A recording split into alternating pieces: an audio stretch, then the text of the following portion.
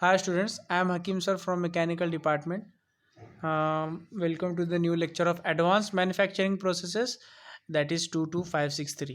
तो यहाँ पे अब लास्ट पॉइंट है टॉपिक का, गेयर फिनिशिंग मेथड्स या फिर गेयर फिनिशिंग प्रोसेसेस। अब फिनिशिंग का जो काम होता है वो कब होता है? कोई भी चीज़ रेडी होने के बाद आप सिंपली कोई चीज़ एक रेडी करते हो तो उसको एक फिनिशिंग कट देते हो। यानी कि अगर समझ लो आप एक लेद मशीन पर जॉब परफॉर्म कर रहे हो तो आप पहले फीड रेट एकदम जो है रैंडमली फीड रेट ले लेते हो, यानी कि कुछ भी फीड रेट दे करके उसको पहले डायमीटर कम करने की कोशिश करते हैं। समझ लो आपको मैंने 60 mm डायमीटर का एक जॉब दे दिया और उसे मैंने आपको कहा है कि 40 mm करना है, तो आपको 20 mm जब डायमीटर उड़ाना है तो आप वर्नियर कैलिपर का यूज़ नहीं करोगे। 15 mm तक तो उसका कुछ यूज़ नहीं करोगे, क्योंकि आपको समझ आएगा कि हाँ ये इतना अभी नहीं उड़ा है। तो जब 5 mm बच जाएगा तब आप 5 mm जब बच जाएगा ना, तो आप उस 5 mm के लिए सरफेस फिनिश को जो है अच्छी तरीके से उसको गेयर फिनिश सरफेस फिनिश करने के लिए आप उसको क्या करोगे, उसको एकदम स्मूथ कट लोगे। फीड रेट बहुत ही हायर रेट पर लोगे, ओके। जिसकी वजह से क्या होगा, हमारा जो है वो वर्कपीस है उस पर लाइनिंग जो है कम आएंगी, ओके ना। सो दैट्स वाई आप सरफेस लास्ट जो कट होती है, अगर समझ लो आपका 41 mm डायमीटर हो चुका है तो आप 1 mm जब काटते हो या फिर 40.5 mm या फिर 0.5 mm की जो कट होती है या फिर 1 mm की जो कट होती है, बहुत ही सरफेस फिनिश और बहुत ही स्लो आप उसको फीड देते हो, ओके। और जो स्पीड है वो कुछ आपकी इसकी ज़्यादा रहती है अपने लेद मशीन पर।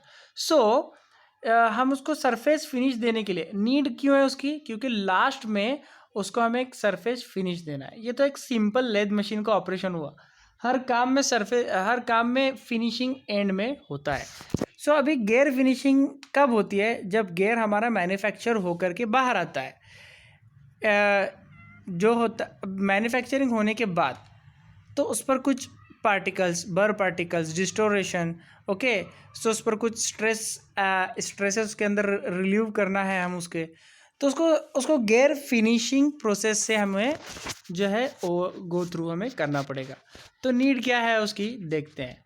For the smooth running, good performance and longer service life, the gear finishing is needed, okay. Smooth running के लिए, गुड परफॉर्मेंस के लिए, लॉन्गर लाइफ के लिए, टू अचीव एक्यूरेट डायमेंशन। अब यहाँ पे क्या होता है कि जब गेयर मैन्युफैक्चरिंग होता है तो थोड़ा बहुत अलाउंस रख के गेयर मैन्युफैक्चरिंग किया जाता है, क्योंकि गेयर फिनिशिंग करते वक्त उसको पर्टिकुलर डायमेंशंस में हम उसको एक्यूरेसी हम उसकी ला सके, ओके। फिनिशिंग के वक्त थोड़ा बहुत मेटल रिमूव होता है ना, दैट्स वाई। इसीलिए तो मैंने आपको लेद मशीन का एग्जांपल दिया कि आप उसको 40 mm पे लाकर फिनिशिंग कट नहीं देते हो, 40.5 पे लाके उसको कट देते हो। तो 40.5, 0.5 या 1 mm क्यों रखते हो आप उसको फिनिशिंग देने के लिए, क्योंकि फिनिशिंग में भी मटेरियल रिमूव होता है। खैर, तो to achieve high surface finish, ये तो है ही। To to be hard and wear resistive at their tooth flanks. Tooth जो होते हैं उसके जो फ्लैंक होते हैं, टूथ फ्लैंक मीन्स व्हाट, ये जो हमारा टूथ होता है उसके जो फ्लैंक है ये वाले, तो वहाँ पे हमें हार्ड और रेजिस्टिव चाहिए, हार्ड और resistive, wear resistive, okay. Hard and wear resistive, तो हमें वहाँ पे गेयर फिनिशिंग की ज़रूरत है। To remove inaccuracies produced through gear generating process. Inaccuracies जो होती है गेयर जनरेटिंग प्रोसेस में इनएक्यूरेसी आती है तो हम उसको रिमूव करना ज़रूरी है। अब गेयर जनरेटिंग प्रोसेसेस जो है, जैसे कि गेयर हॉबिंग है, गेयर शेपिंग है, ओके। सो इनमें जो इनएक्यूरेसीज हैं उसको रिमूव करने के लिए गेयर फिनिशिंग की ज़रूरत होती है। अब आते हैं गेयर फिनिशिंग प्रोसेसेस की तरफ। Gear shaving, okay, gear shaving, gear grinding, gear burnishing, gear lapping, gear honing and roll finishing.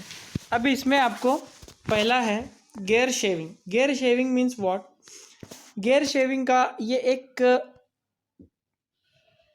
Cutter होता है। यानी कि ये कटर पर मैं आपको बताता हूँ, थोड़ा जूम करके आपको इसको बताता हूँ और जूम करके। ये जो कटर दिख रहा है आपको, इस पर कुछ ऐसे सेरेशन नज़र आ रहे होंगे आपको। सेरेशन मीन्स व्हाट? अगर एक टीथ अगर आप इसका कंसिडर करें, सिर्फ एक टीथ, ओके, तो कैसा नज़र आएगा?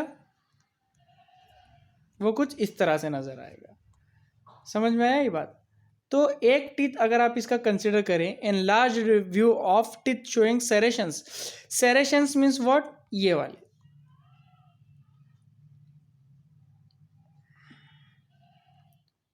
ये जो सेरेशंस दिख रहे हैं ना, वो एक सिंगल टीथ के ऊपर दिख रहे हैं।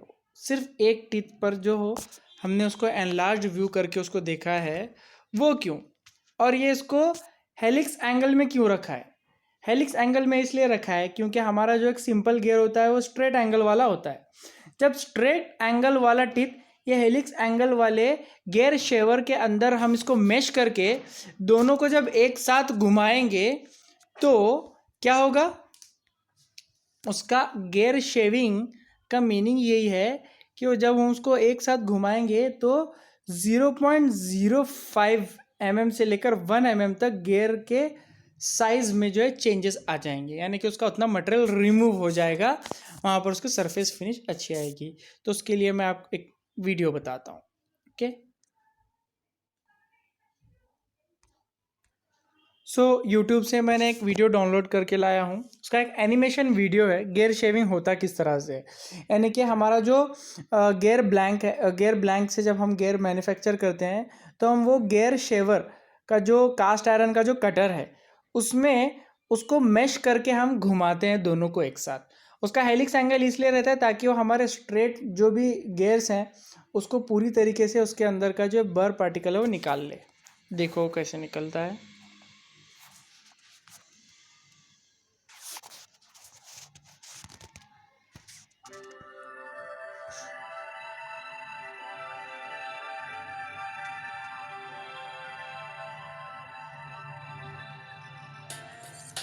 By engaging and rotating the shaving cutter at a crossing angle, this machine finishes gear surfaces.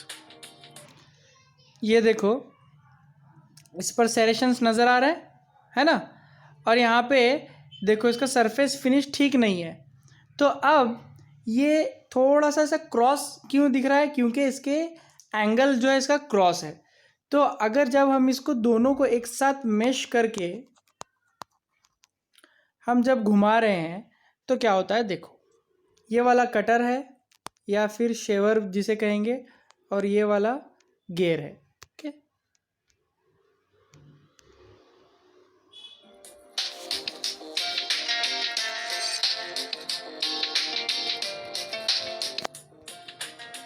ये देखो, ये जो शेवर है इसका हर एक टीथ हमारे टीथ के इंटरनल पार्ट तक जाकर वो उसको शेव कर रहा है। यानी उसके हर एक टीथ की जो सरफेस है, एक सिंगल टीथ की जो सरफेस है उसमें वो उसको पूरी तरीके से उसको शेविंग कर रहा है उसका, या फिर कह लो उसको हम उसके जो मटेरियल पार्टिकल्स है, बर पार्टिकल्स है, उसको पूरी तरीके से ख़त्म कर रहा है। इसलिए उसका जो एंगल होता है थोड़ा सा ऐसा क्रॉस होता है। यानी कि इस तरीके का कुछ उसका एंगल होता है, थोड़ा सा क्रॉस।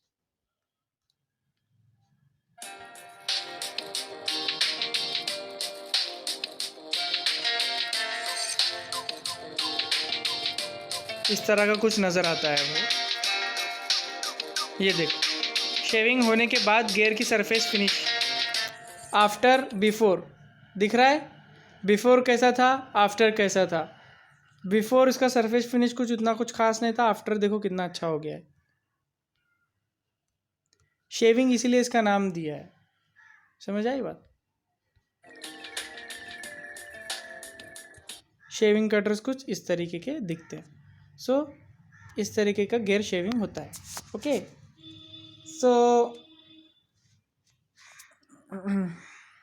उसके बाद नेक्स्ट है